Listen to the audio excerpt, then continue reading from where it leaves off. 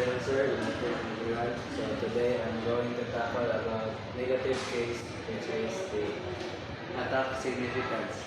So attack significance is the negative objective in attacking significance is to prove that at least some of the essential elements of an affirmative case are not significant enough to justify adopting the resolution. The affirmative can establish the significance of its case. It is in strong position to counter other negative attack. Thus, the negative must find ways to minimize the significance of at least some of the essential elements of the affirmative case. So, here is an example of attack significance. First is the affirmative case plan. The government should implement a carbon tax to reduce emission and combat climate change. So the negative case will attack the significance of its plan. So the significance of this plan's attack lies in its economic consequences. The proposed carbon tax may lead to increased costs for business, resulting in higher price for consumers and potential job losses. Thus, when the plan aims to reduce emission, its negative economic impact outweighs the potential environmental benefit. So, ang pag-atake sa attack significance sa affirmative case is, bahin an example is the negative case attack the significance of the affirmative argument by pointing out the potential harmful consequences, which is the economic damage. So, the attack question whether the intended benefit of the plan reduces emission or are more important than the attended consequence. So, ang ilang i-atake kaya kung sabi ito may possible consequences ilang buhato na nila nga plano. If i-atake nila ang pwede nga maka-counter sila sa isa ka plano sa affirmative para kuan bitaw nila mga murag naay sila pang counter sa affirmative na case. So next is the no harm significance. So in debate, the negative team may argue that the harm presented by the affirmative is not significant enough to justify their proposal. They can challenge the harm based on its quantitative or qualitative impact.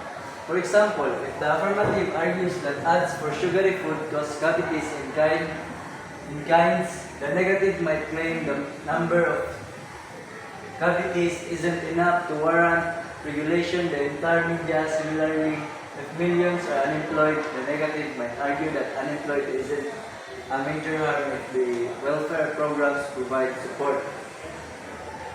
So, ang pasabot ani niya is ang explanation ani niya is example of the class is mangita sila solid evidence nga available para sa both side.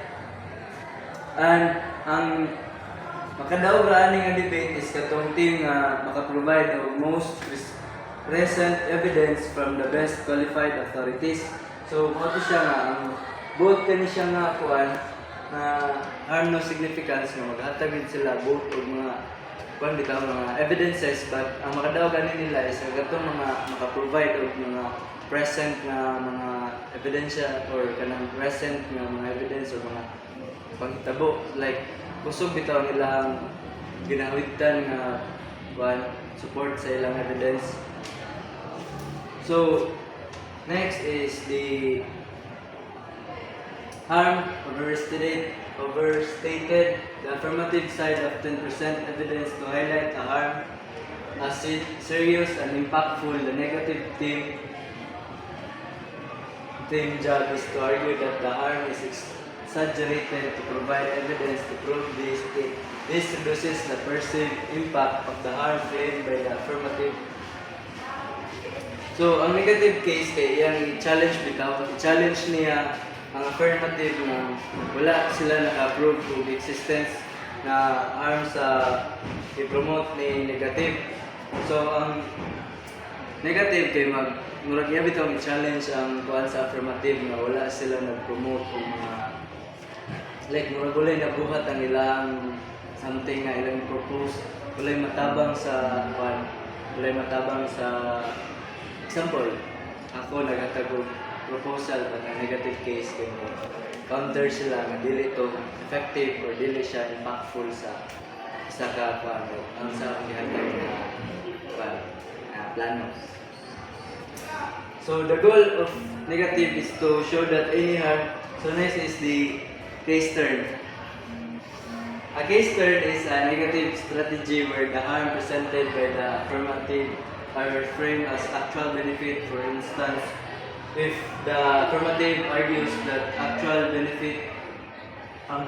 that discrimination is a problem needing more legal protection, the negative might counter by saying that while discrimination is bad, it has sparked grassroots more movements that lead to more meaningful social change that the proposed legal fix. This approach turns the affirmative harm into an advantage of the current system. So, mula ito, kung yung ganyan nga, if ang negative side kayo mo, atakiho nila ang kuan, i-challenge nila nga, ang plano sa isa affirmative kay dili daw useful or wala siya yung madugang sa atong environment. Then magamit ko siyang advantage sa negative nga dili siya magamit sa atong current system. So next is attack the harm. In debate about whether the US should ban bullying or should ban building more nuclear power plants, one side argued they are dangerous due to potential radiation risk. The opposing side claimed they are safe with no history of civilian plant facilities and strong safety measures in place. The Chernobyl disaster was dismissed as irrelevant due to lower safety standards. The winning side was usually the one with the most credible data evidence.